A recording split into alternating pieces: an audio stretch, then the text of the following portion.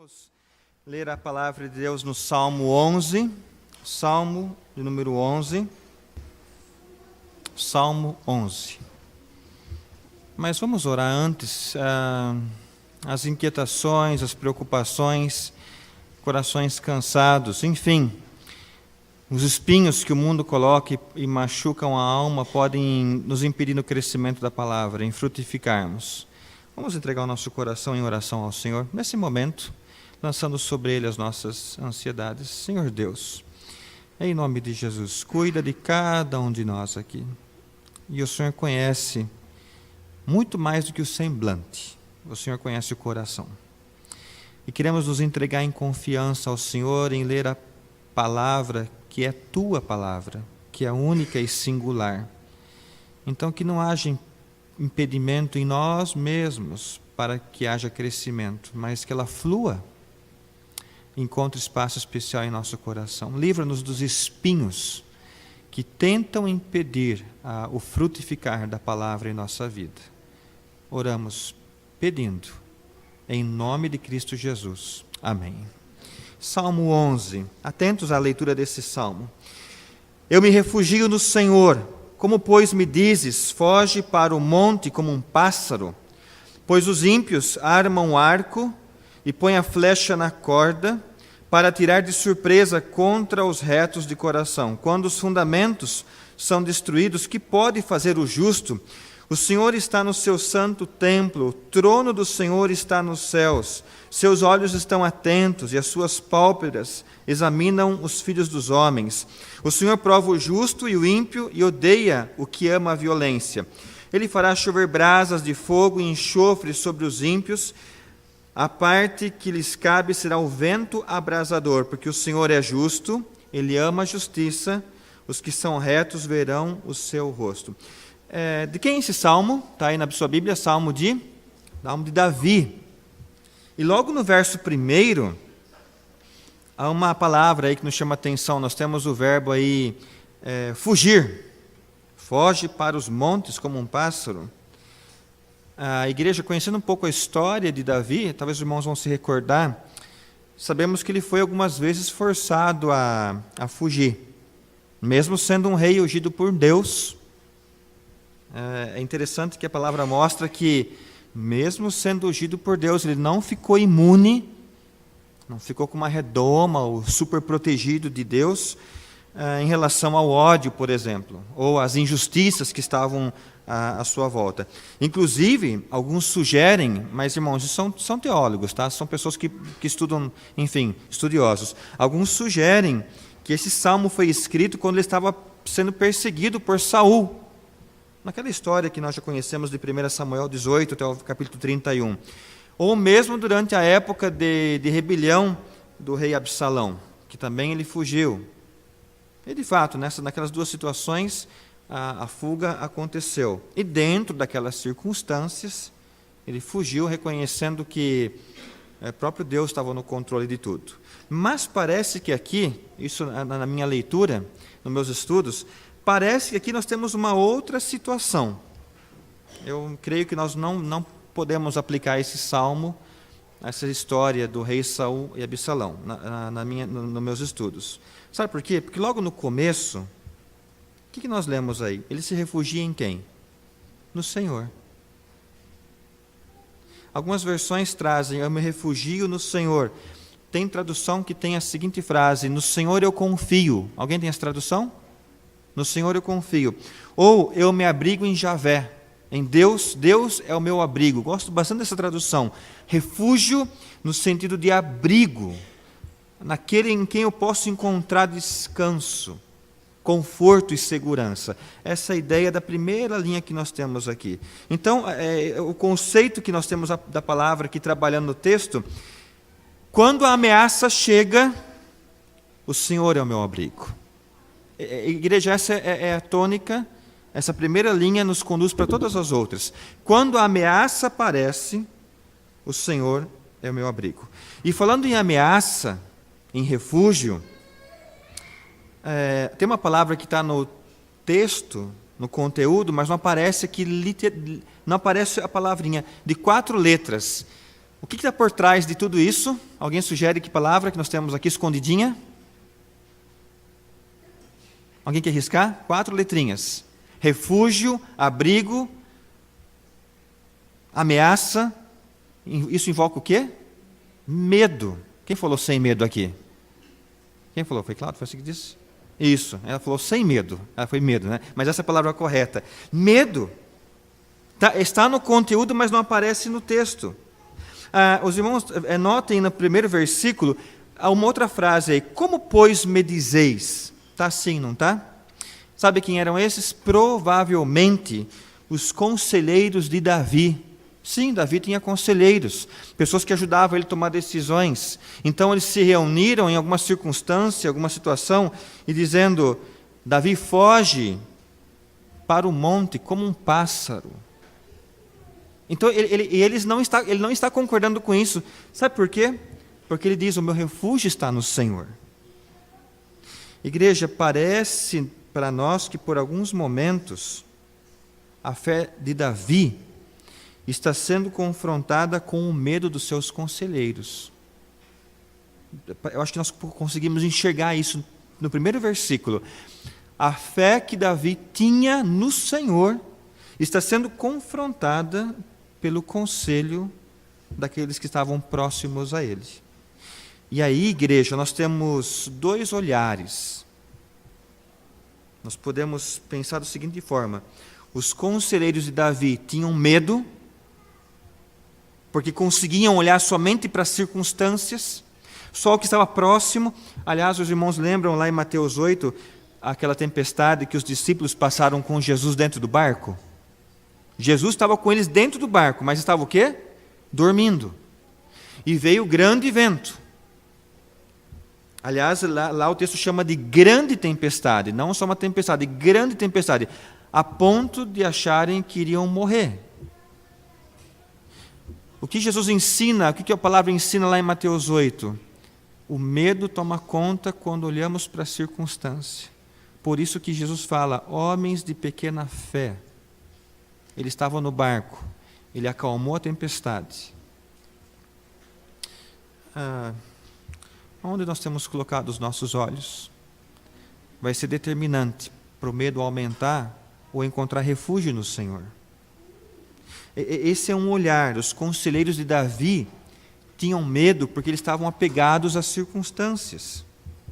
Mas, uma segunda situação que nós temos, o olhar de Davi, que é diferente dos conselheiros, permitia que ele acreditasse que Deus, na verdade, a confiança em Deus, era maior do que qualquer coisa que os seus inimigos pudessem fazer contra ele. Dá uma olhada no verso 2. Nós temos aqui uma linguagem poética. Nós estamos em Salmos, um livro poético. Pois os ímpios armam um arco e põem a flecha na corda para atirar de surpresa contra os retos de coração. Arco e flecha. Eu creio que todo mundo conseguiu já visualizar esse instrumento de guerra, de ataque em sua mente. A minha versão aqui diz para atirar de surpresa, mas eu creio que tem alguma versão diferente. Alguém gostaria de sugerir? Onde aparece para atirar de surpresa, o que aparece na sua Bíblia? Das sombras. Oi? As ocultas. É bem interessante, eu prefiro essas. É bem interessante essas traduções. A ideia aqui é tenebrosa. Alguém assistiu à Grande Muralha? Esse filme que teve agora há pouco tempo no cinema, da Muralha da China. Eu assisti. Depois perceberam já, né? Lá aparece essa cena, e eu me lembrei quando li o texto, eu falei, é bem aquilo que foi visto. O inimigo está aproximando, mas não basta o inimigo. Sabe o que acontece? Muita neblina. Muita neblina. E começam a voar flechas para cima de você, sem você ver o inimigo. Dá para sentir o que pesa no coração nessa hora? Você não está vislumbrando. Quantos são, que tamanho, quem são? Começa a vir flechas aos montes na sua direção. O ataque. O versículo 2 traz essa ideia tenebrosa aqui. para tirar de surpresa. Já não aconteceu isso com a gente? Talvez vem flechas de surpresa às vezes, né? Vem de uma neblina que está na nossa frente. As coisas estão até aparentemente sob controle. Começam a voar flechas para cima de você. Flechas. E você não consegue enxergar até de onde que vem, apenas vem flechas. Vem flechas. Vem na sua direção, saem das ocultas, saem do local sombrio, saem da neblina e vem na sua direção. Igreja, comentaristas reforçam que, mesmo a ideia sendo bem retratada nesse texto, nós não conseguimos identificar se aqui são flechas literais, é uma linguagem poética, que alguém está de fato atirando contra Davi flechas que possam ferir fisicamente. Mas sabe que pode ser também acusações.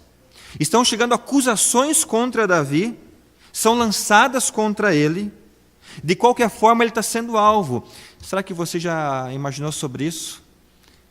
Já teve nessa situação? Não estou falando de alguém ferir com você uma flecha. Acho que ninguém foi flechado aqui. Mas acusações são como flechas que saem das ocultas para te atingir. Vem da neblina. Davi tem esse sentimento, ele está sendo alvo. Ele está sendo alvo. O verso 3 fala sobre fundamentos. Dá uma olhadinha, quando os fundamentos são destruídos, o que pode fazer o justo? Interessante, igreja. Já há quase 3.000 anos, o salmista falava de destruição de fundamentos. A gente acha que é só hoje, né? Já faz muito tempo.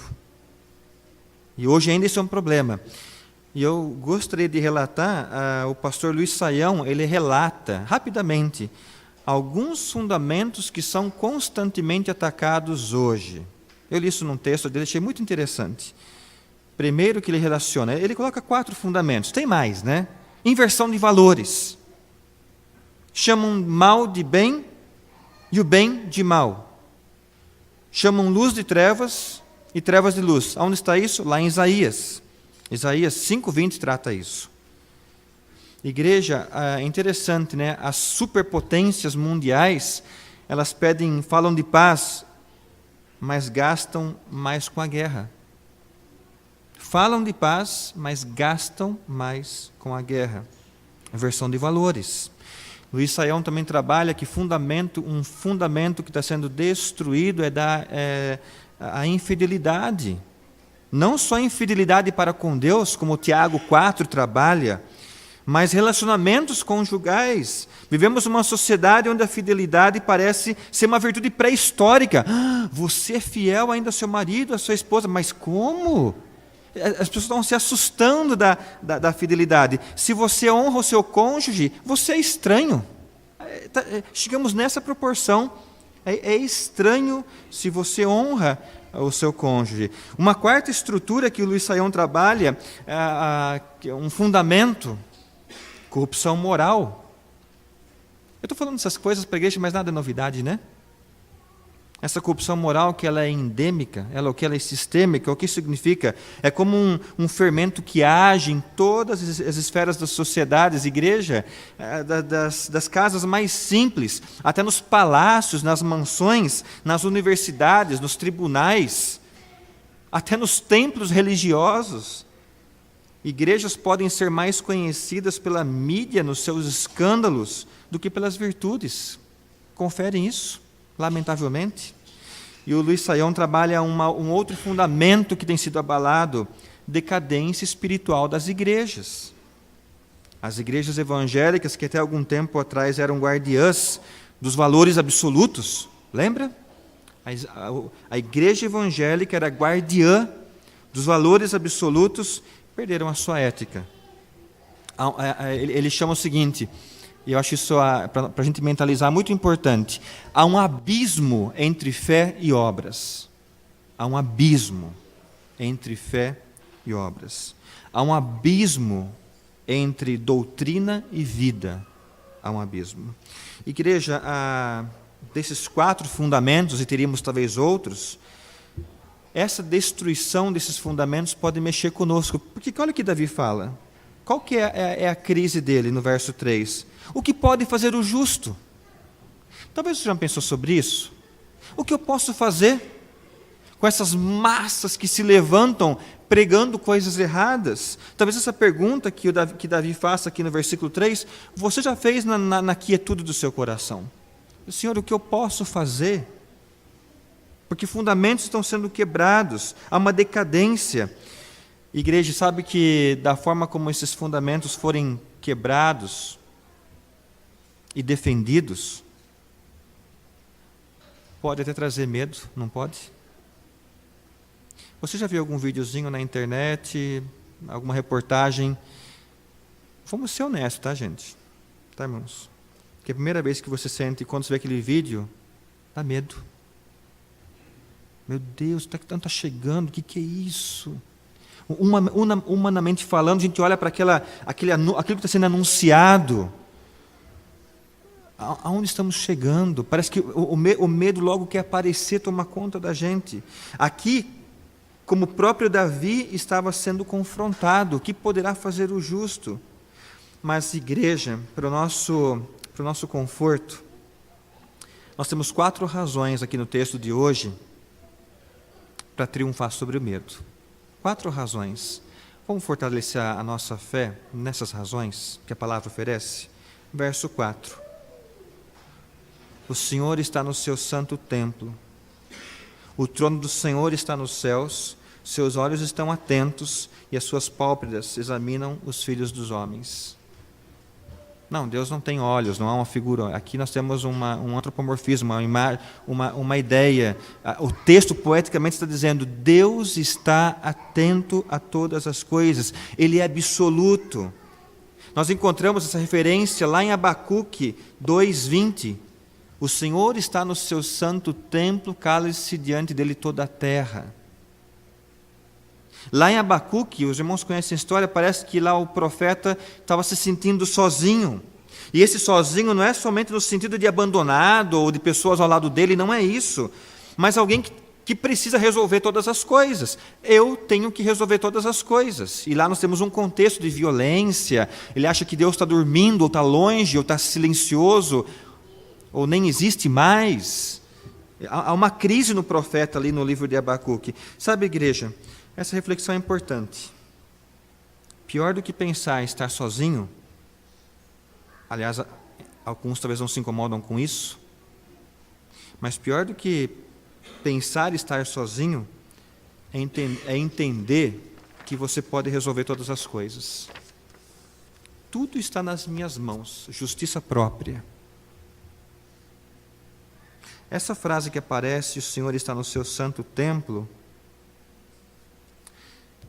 templo celestial. Igreja, como o Novo Testamento fala que o Senhor não habita em templos feitos por mãos de homens. Quem é o templo do Novo Testamento? Somos nós. Igreja, o Senhor é o Senhor da igreja. Ele está em nós. Prestamos conta para alguém que está com os olhos bem abertos. Bem abertos. E o salmista fala, o Senhor vê tudo. Até essa injustiça. Até o nosso medo. A segunda lição que nós temos está no verso 5. O Senhor faz o que com o justo? Ele prova. Há uma outra versão em casa que eu li que diz o seguinte, o Senhor examina. É feito um exame, é aplicada uma prova. Igreja, os testes de Deus podem ser um fogo, aquele fogo incinerador, aquele que destrói, ou pode ser um fogo depurador, que limpa. A pergunta é para nós, para mim e para você nessa manhã, quando o Senhor nos prova, entendemos que esse fogo é incinerador, é um fogo que quer limpar as impurezas. Nós não podemos, igreja, isso eu luto com isso, eu convido você a lutar também. Eu e você não podemos ignorar os testes, os desafios que se apresentam no nosso caminho. E a gente quer talvez ignorar às vezes, né? Mas nós queremos pela palavra que a gente pode usar esses desafios, esses testes como oportunidade para crescer. Essa é a segunda coragem que o texto nos apresenta para vencer o medo.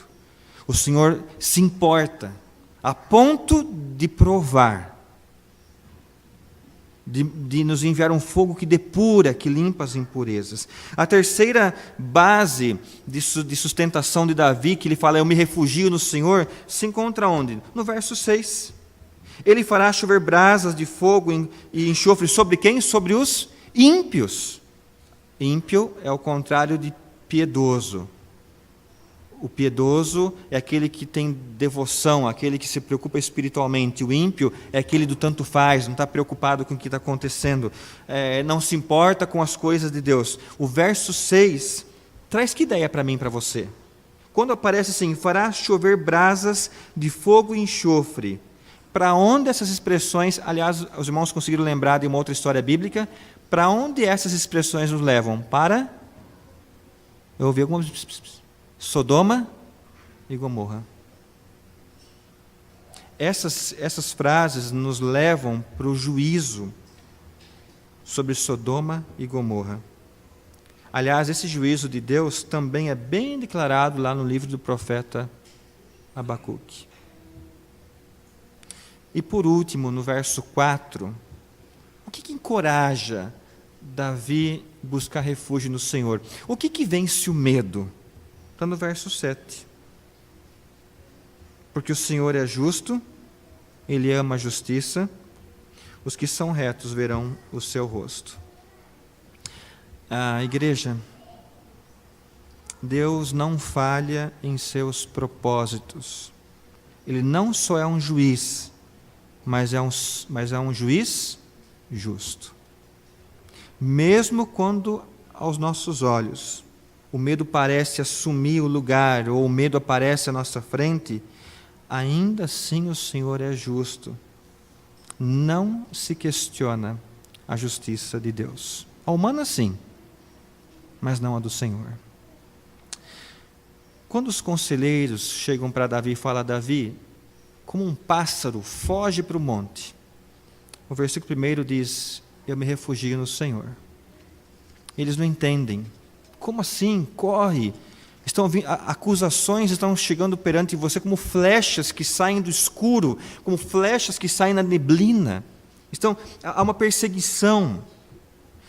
Ele diz o seguinte, o meu medo vai ser tratado no Senhor que está atento e está vendo tudo. O meu medo vai ser tratado naquele que prova e me faz alguém melhor pelo fogo pelo qual eu passo. O meu medo está sendo tratado por aquele que faz justiça, ele fará chover brasas e enxofre sobre os ímpios. E o meu medo é tratado porque o Senhor é um Deus justo. Ele é justo. Igreja, há uma linha final, a última linha do versículo 7, ou do Salmo, né? Os que são retos verão o seu rosto, ou verão a sua face. A expressão hebraica aqui é bem interessante. É ver a face do rei. Alguém tem essa expressão? Ver a face do rei? É a tradução talvez melhor que seria que nós teríamos aqui. A ideia, sabe qual que é ver a face do rei? Ter acesso ao rei. A função que Neemias executava lá perante o rei Nabucodonosor. Ter acesso. Ter acesso. Às vezes, essa expressão se referia àqueles que serviam comidas na presença do rei, caso de Neemias. Às vezes, essa expressão era usada para os conselheiros que podiam se aproximar do rei e ter contato com o rei. Presença física. Mas aqui, igreja, sabe como que Davi trata esse assunto? Davi fala da dependência de Deus em nossa vida, que combate ao medo e que dá especial acesso ao Rei Celestial. Acesso ao Rei Celestial.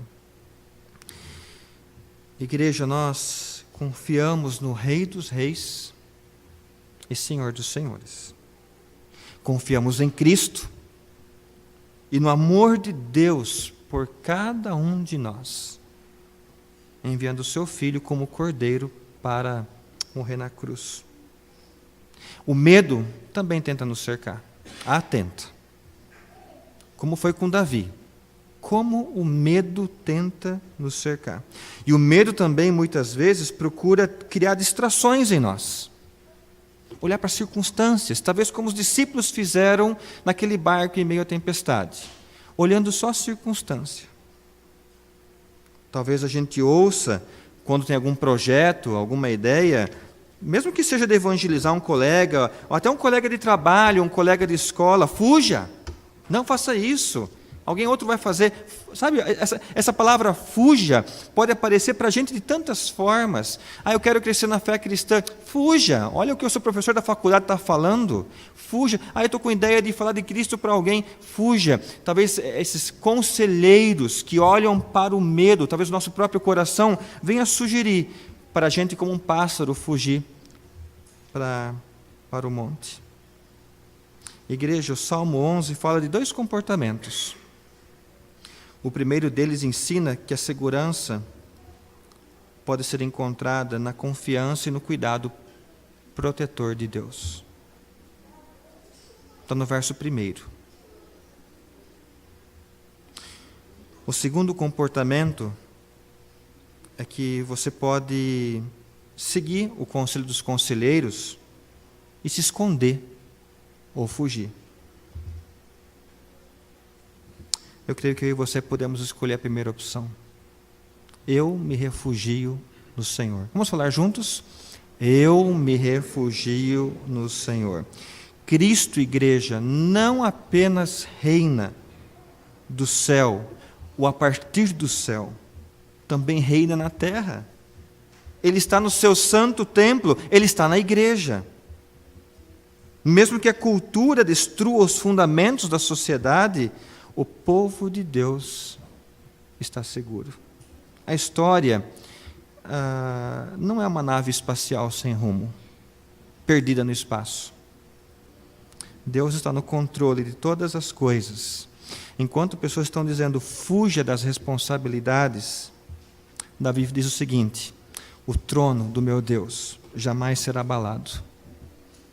E a nossa cidade, aonde vamos morar, Jerusalém celestial, os fundamentos jamais poderão ser destruídos. Amém, igreja?